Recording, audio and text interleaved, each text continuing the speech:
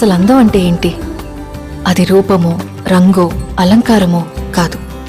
ఏ ఒక్కరి జడ్జ్మెంటో, అభిప్రాయమో కాదు. ఒక కవి వర్ణనో, చిత్రకారుడి బొమ్మో కాదు. మరేంటది? అందమంటే గుణం.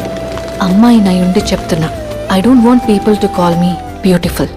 దాని బదులు నీది కష్టపడే తత్వం, నీలో కరుణ ఉంది, నీకు ధైర్యం ఎక్కువ, నువ్వు తెలివైన దానివంటే నాకు సంతోషం. Address us by our qualities. MS Subbalakshmi అంటే భక్తి, అందం కాదు. మదర్ తెరెసా అంటే కరుణ, అందం కాదు.